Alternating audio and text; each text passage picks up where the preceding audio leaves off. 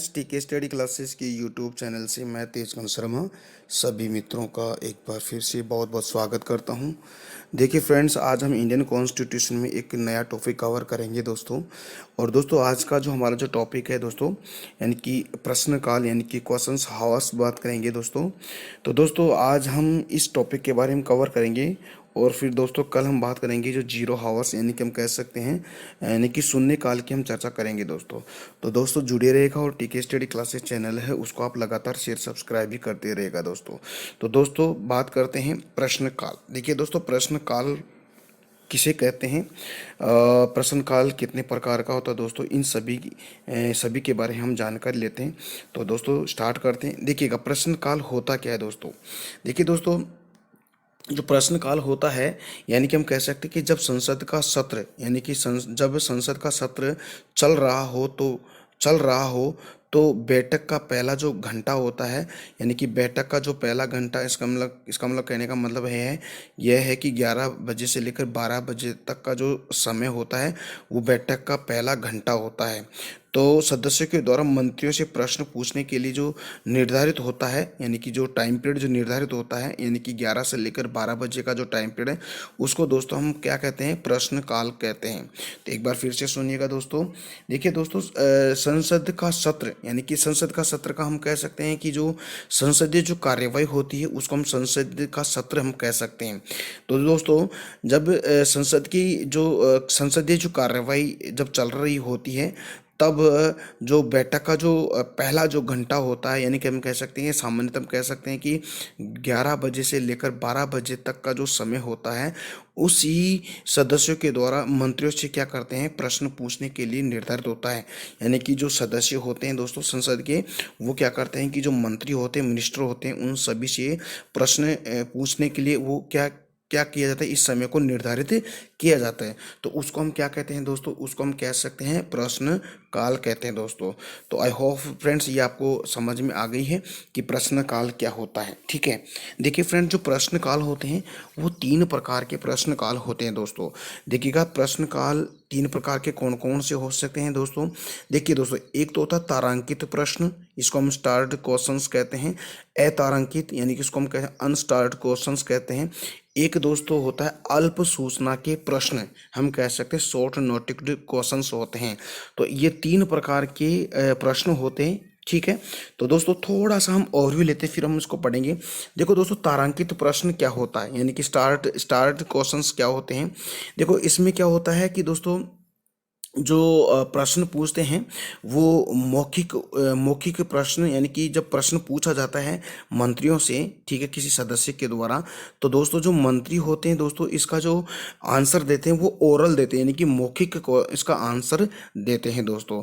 और इसे हम कह सकते हैं, इसे संबंधित एक क्या ना पूरक प्रश्न, यानी कि इसको क्रॉस क्वेश्चन पूछे जा सकते हैं। ठीक है, तो तारांकित प्रश्न समझ में आया, यानी कि हम कह सकते हैं, यानी कि जब ये प्रश्न होते हैं, यानी कि हम कह सकते हैं कि प्रश्न काल के अंदर मंत्रियों से जब सदस्य क्वेश्चन पूछते हैं, तो जो मंत्री होते हैं दोस्तों, वो उन मंत्रियों का जवाब दोस्तों मौखिक रूप से वो देता है ना।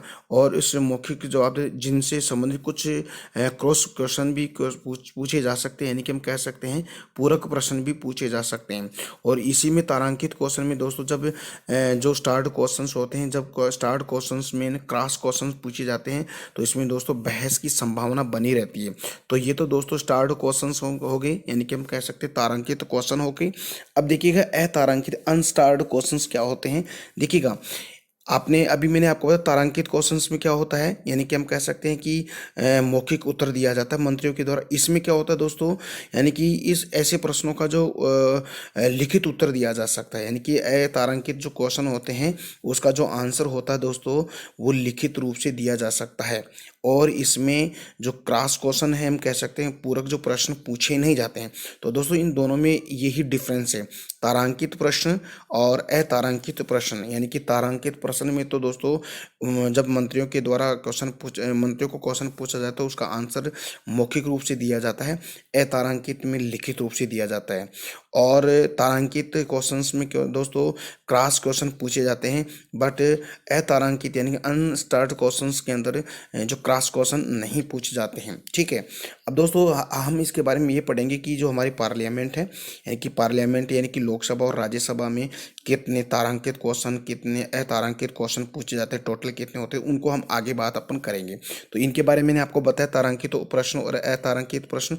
देखिए दोस्तों, अल्प सूचना की जो प्रश्न है यानी कि शॉर्ट नोटिक क्वेश्चन होते हैं, उससे क्या होता है। देखिए, ये जो क्वेश्चन होते हैं दोस्तों, जब ये इस प्रकार के क्वेश्चन पूछे जाते हैं दोस्तों, तब जो सूची या मुद्दे सदन को नहीं सौंपे जाते हैं, यानी कि इस प्रकार के जो क्वेश्चन होते हैं, इसमें ना तो किसी सूची या कोई मुद्दा नहीं सौंपे, ये यानी कि सडन, यानी कि हम कह सकते हैं तात्कालिक कोई प्रश्न पूछना होता है तब इस प्रकार के क्वेश्चन पूछे जाते हैं, जो दोस्तों यानी कि जनहित से संबंधित ये क्वेश्चन होते हैं।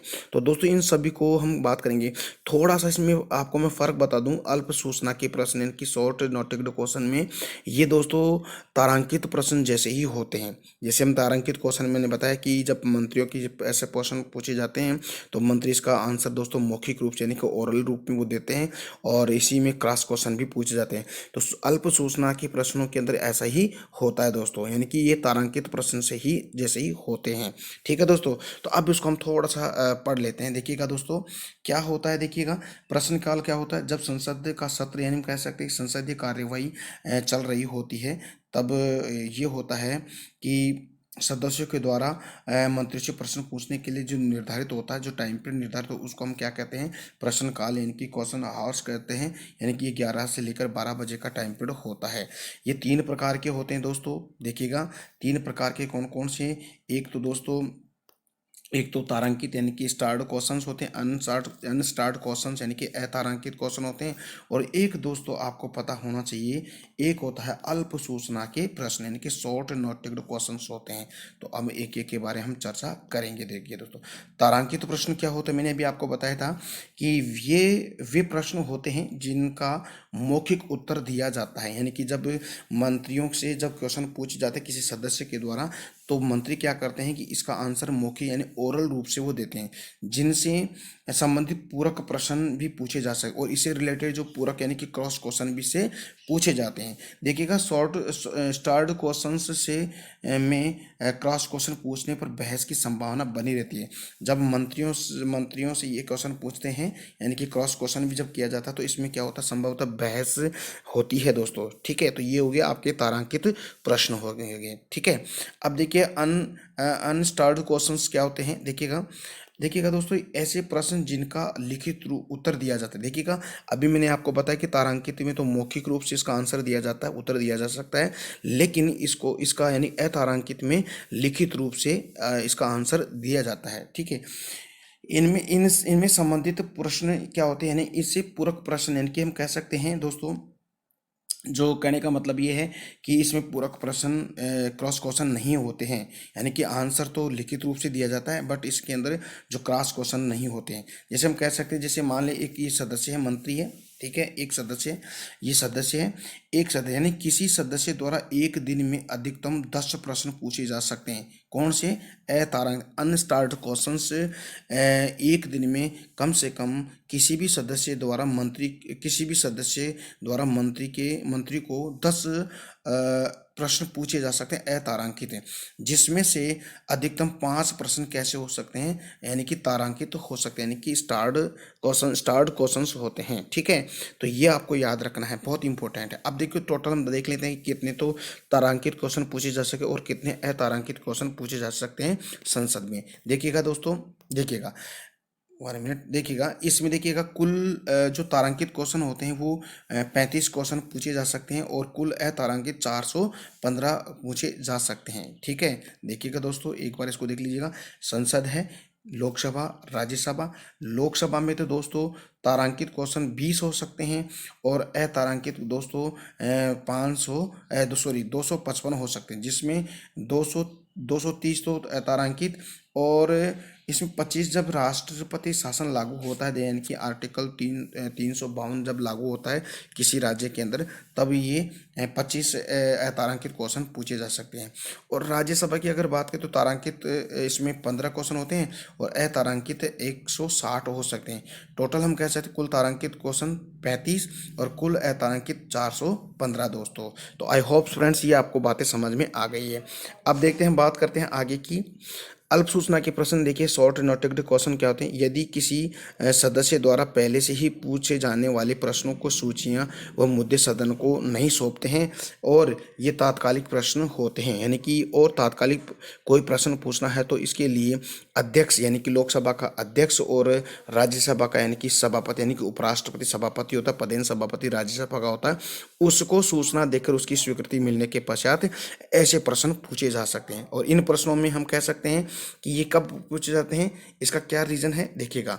अर्थात हम यूँ कह सकते हैं कि जनता जनहित से संबंधित वे महत्वपूर्ण प्रश्न जिन्हें पूछने अल्प प्रश्नों अन्य प्रश्नों पर वरीयता दी जा सकती है और प्राथमिकता के आधार पर पहले पहले पूछे जाने की अनुमति दी जाती है। कम से कम 10 दिन का नोटिस देकर ये प्रश्न पूछे जाते हैं। तो ये प्रश्न हमेशा तारांकित हो सकते हैं दोस्तों।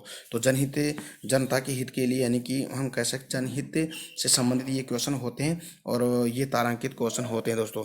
तो दोस्तों आज का वीडियो कैसा लगा, उम्मीद करता हूँ कि आज का वीडियो बहुत अच्छा लगा है। अगर दोस्तों आपको अच्छा लगा तो प्लीज़ अपना जो टीके स्टडी क्लासेस चैनल है उसको आप लगातार शेयर सब्सक्राइब भी करते रहेगा दोस्तों। तो दोस्तों कल मिलते एक नए टॉपिक से, तब तक के लिए मेरे को इजाज़त दीजिएगा दोस्तों। नमस्कार, जय हिंद, जय भारत, वंदे मातरम दोस्तों।